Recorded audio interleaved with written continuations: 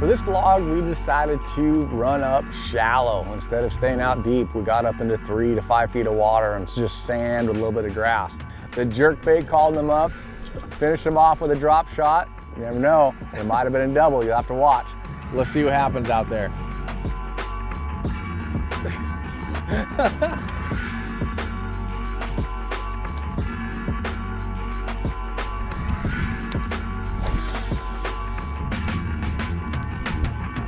There's one. Nice one too. First cast with a jerkbait. Another one with it, another one with it.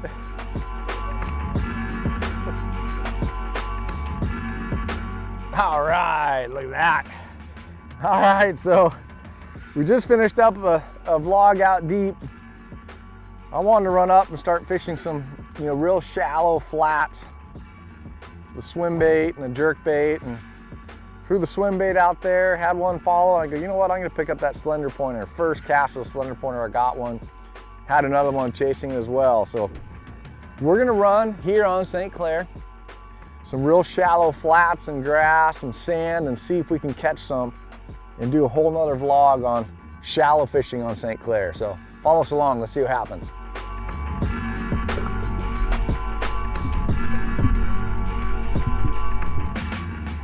This shallow stuff is fun, man. When you can find, right now that sun is perfect. I can see the grass and sand combination out there.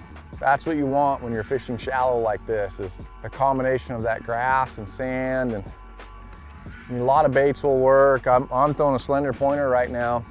I'm assuming these fish up shallow probably eat perch and shad and AOI, that kind of stuff, but I'm just throwing a ghost minnow slender pointer 127 right now, and I'm gonna run every light and dark spot I can see up shallow and catch a few, maybe get in a group of them, or that one I caught had one with it. These fish are notorious for catching one having 10 with it too, so maybe we'll see that and get a follow-up fish on a drop shot. They get up in that shallow stuff and live there year round on this stuff, so. Oh boy, oh boy, oh boy, oh boy. How big are ya? Or do I have a muskie? Could be a side foul hook smallmouth too. Smallie, just kind of foul hooked. Boy, he felt a lot bigger. He's hooked outside the head. When they get hooked outside the head like that, they fight way harder. Where are you? There we go. Look at that, another nice one on the jerkbait, man. That's so fun. So fast, it's no time at all. Slender 127. Catching some shallow Lake St. Clair smallmouth. Jerkbait is such an effective tool for fishing for shallow smallies like that. Slender 127, man, that was a lot of fun. Let's go catch some more.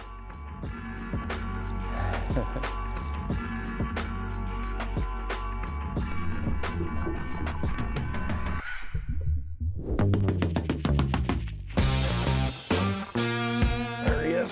Oh! Did you see that?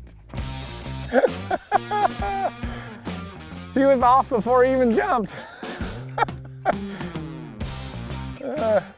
I saw him completely sky and I didn't even feel him on my bait. I had him on for 1 second and he jumped out of the water and that was great. I normally run round bend gummies on my jerkbaits and slender pointer, but I have just now caught 2 and lost 2, and all of my trebles are splayed out. These shallow fish are so strong, it's crazy. So I'm putting on some g-finesse trebles. They're stiffer, and on the top end, on the eye, it has a real narrow point. So you can take that split ring and just hold it, and take that point and just stick it right between the split ring and start it yourself.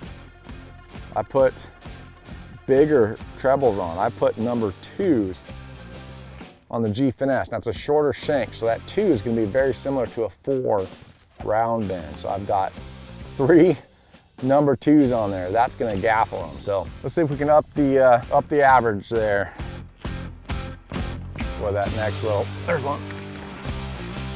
Little guy, I think. Is he caught in grass? What do we have here?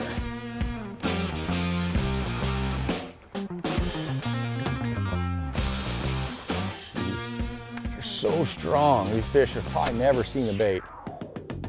My goodness. So strong. My goodness, they're strong. Come here. There we go. Look at them. Hooked really, really well. I think going with that G-finesse was the way to go. There we go. Look at that. My pliers. G-finesse. God, it felt a lot bigger than that. When they get side hooked, they get hard to land. So G-finesse, threw them on there, man. They're nice and straight still. Hooked them, landed them, no problem. So far, so good.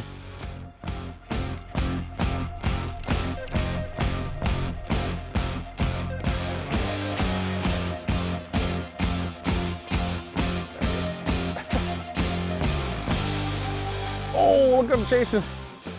There's a little guy, he's not very big. Oh, there's one with it too. You got one down there.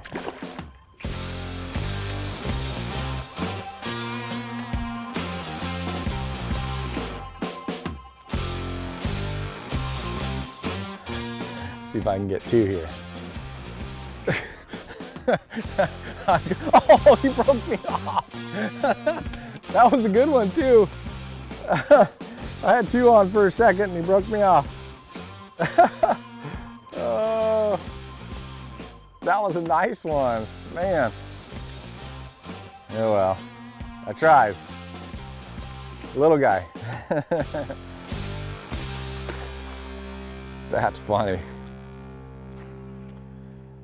For those of you out there that do not know how to throw a jerkbait, there's really one key, and that is a slackline twitch when you're fishing a jerkbait. And it's, for me, it's all wrist.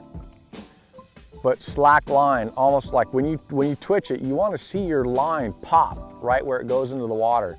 It's not a pull like this, it's just a quick slack line snap. That gets the best hard dart, you know, to each side. So all in the wrist like that, slack line, so that when you're hitting it, it's going from just dead slack to that quick instant pop. That's what gets the best side to side action out of a jerkbait. So slack line, pop it, and to me it's just 1, 1, 2, 1. There's one. Uh-oh, uh-oh. There we go. That's how you do it, right? explaining how to do it, and then catch one. That's the way to do it, right there. Barely hooked. Yep, there it came off.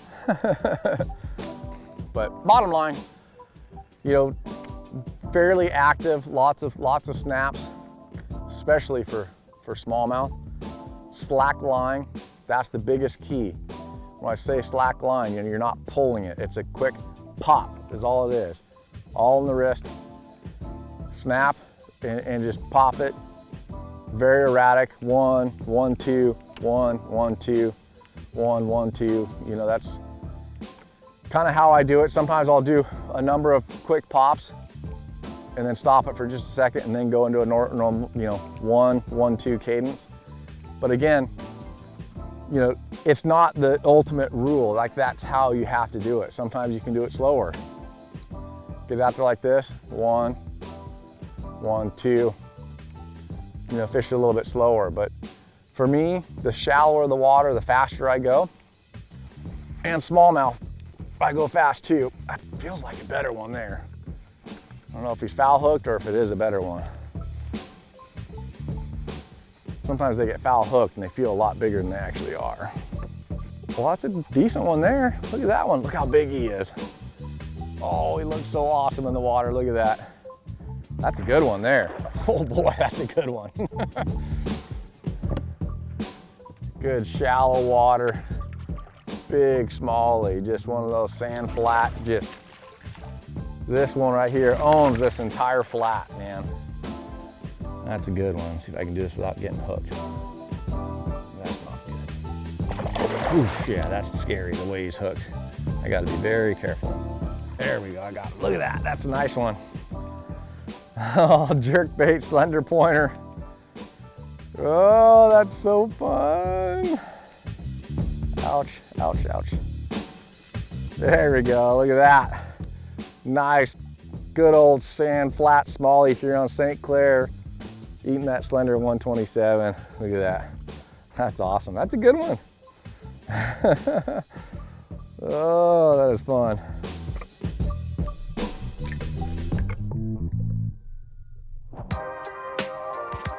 Man, when I fish for smallmouth with a jerkbait, I like, a lot of twitches, no pauses, especially shallow.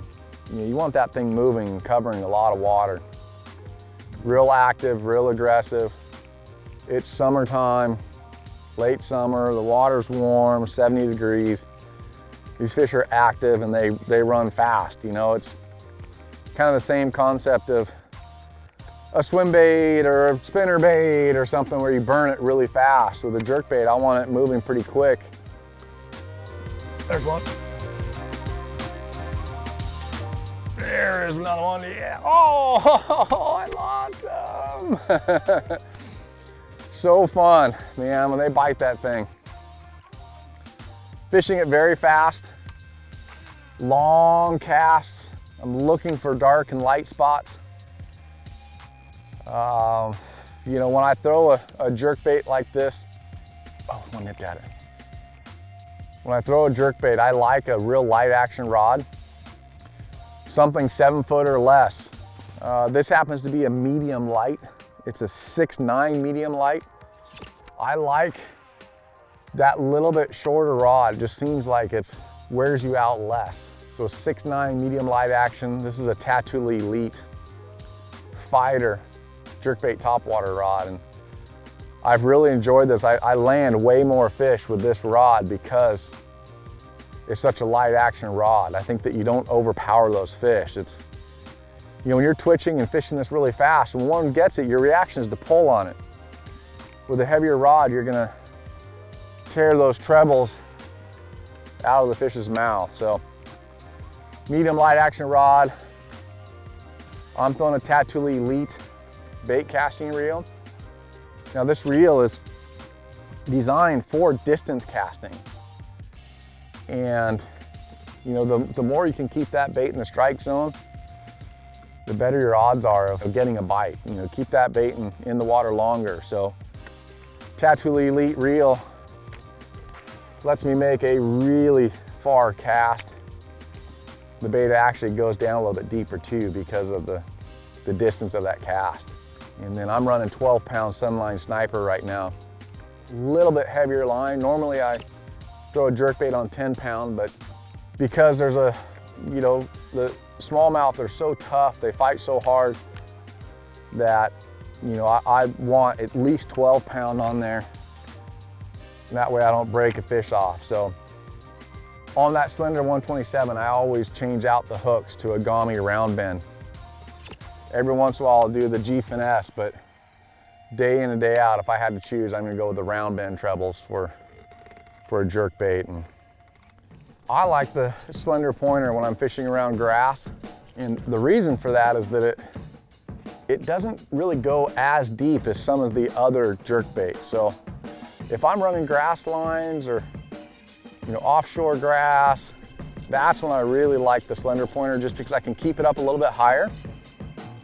The other thing I'll do, if I'm fishing for largemouth and grass, I'll go up to like a 14-pound test just to keep it a little bit higher. You know, a lot of the other jerkbaits get too deep when you get around that grass. I mean, I'm throwing the stuff that's only, you know, like the top of it's probably 3 feet. So something that dives too deep, you can't really fish it that much because it does that right there, it balls up. But you ever throwing at targets, let's say a boat dock, where it doesn't have to get down real deep? I'll also throw it around shallow brush or something where I don't need that bait to get down real deep, you know, keep it up on the top in that, you know, less than 5 foot zone. That's when I really like the slender pointer. And you kind of think with smallmouth, maybe a smaller bait would be better. Man, they're eating that 127 like it's going out of style. So I have always liked that bigger one. And that's the interesting thing too, is that you can take that bigger 127 and throw it over deeper water, but because of the profile, they'll come from farther to come and get it. So it doesn't necessarily have to go as deep, but it still calls those fish from farther away just because of the bigger profile of the bait. I'd say out of the whole bunch, I've probably caught almost as many on the slender pointer as I have any of the other ones. A little bit shallow water, bigger profile, and it's paying off so far.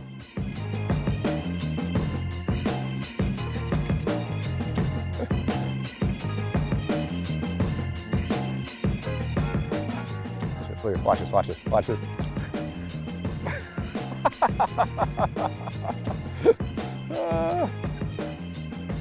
Then I had one follow my jerkbait up and he wouldn't get it. I kept trying to get him to bite it. I just left the jerkbait in the water, pitched my drop shot down to him, and I mean, he came up off the bottom to come and get it instantly. He wanted it bad, bad, bad. I'll just swing him in. I lost him. I guess I shouldn't have swung him. I probably should have gone down and lipped him. But that's a good thing to keep in mind when you're throwing a jerkbait or a top water, really any kind of reaction bait. Have that drop shot handy. Doesn't matter if you're out in the middle of the lake and 15, 20 feet of water. If you see one, you need a backup bait ready, and a drop shot is probably the best thing you can do for a smallmouth. So I've had a lot of times in tournaments where I'm running the jerkbait 90% of the time, and the 10% out of that is only when I drop on one that I see. And I may end up catching more on the drop shot all day long than I did on the jerkbait, but I found them, got them active with the jerkbait, followed it up with a drop shot, and caught that fish. So always keep a backup bait handy and ready for those followers, or if you see several fish coming to the boat with one that you catch, you can always catch another one with a drop shot.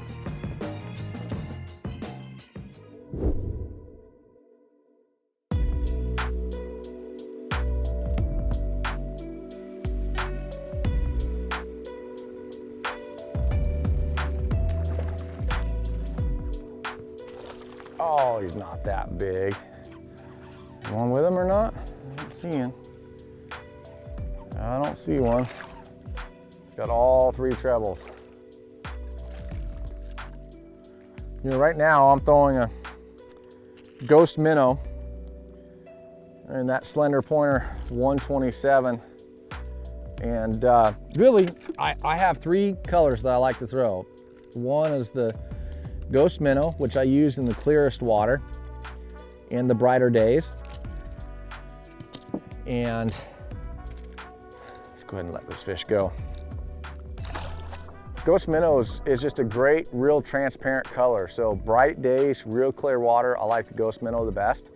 For the darker days, stained water, I like Aurora Black. And then for overcast, windy days, then I tend to go with a chartreuse shad. So something that's kind of in between a bright bluebird sunny, ultra clear water versus a little bit more stained water, the Aurora Black.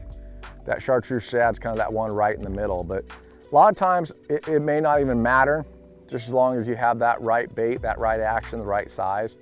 But any kind of shad color, my 3 favorite, like I said, ghost minnow, chartreuse shad, and Aurora Black. You can't go wrong with those 3 colors. Oh, here it comes, here it comes, here it comes. Oh, come get it.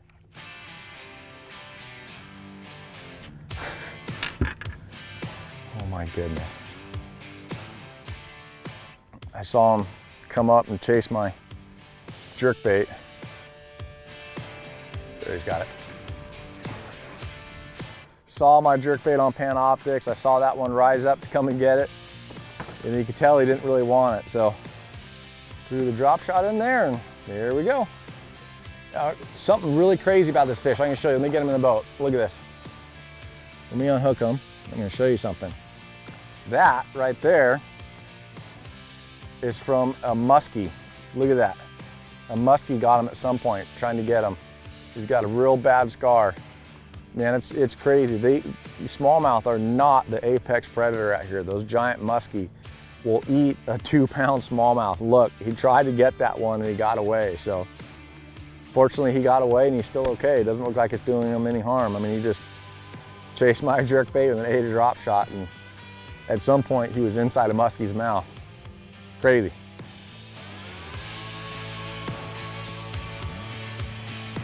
That's my jerkbait. There's one on it. There's two on it. See the ones behind it? There's one on it right now. Get it. Get it. Look at him. Look at him. He's on it. He's on it. He's on it. See that fish on it? Mm-hmm. Look at the one coming to it now. Now watch this. Okay. They wouldn't bite the jerkbait. Let's see if I can get one here with a drop shot. I mean, there were several out there that followed it. Look, I see 3 out there now on Panoptix. It's only 6 feet deep, and I see 3 out there. He's on it again. Watch this. He's a little guy. So neat to, oh, he came off too. I gotta get Shad shaped me.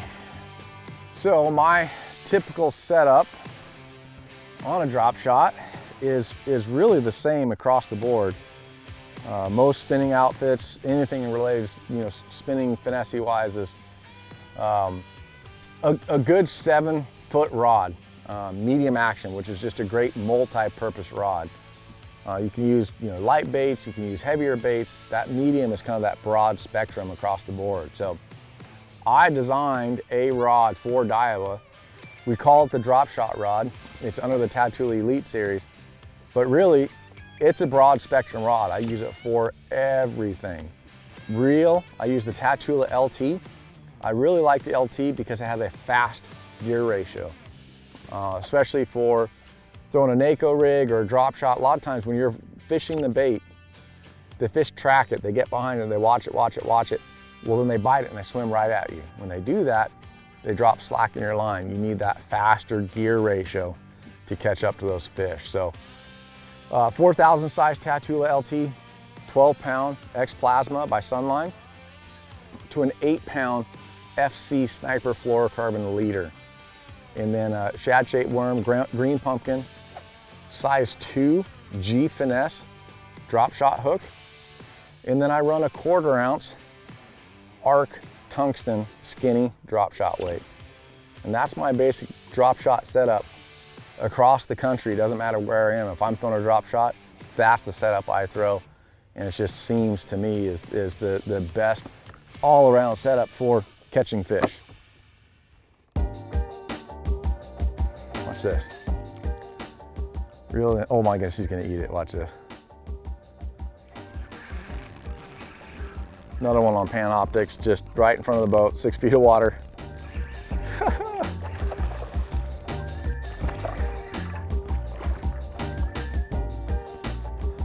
All right, don't you do it, don't you do it. There we go. Not a big one, but man, still fun. Just watching them on Panoptix like that. Chasing the jerkbait and then backing it up with a drop shot.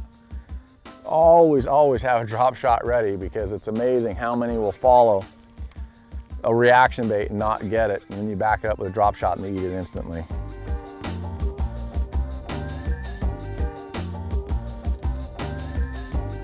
Got it. There we go. There we go. All right. Man, what a fun way to catch them up shallow up here. Running grass and dark spots and light spots, jerkbait, drop shot for a follow-up. Not a giant one, but man, what a fun time filming, catching them like this. Hope you guys have liked this. If you did, man, put a like on here. Send us any comments. You know, we'll answer anything we can. Hope you've enjoyed it. Appreciate watching. Be sure to join in and try and win some of the prizes that we have. And be sure to check out the other blogs as well.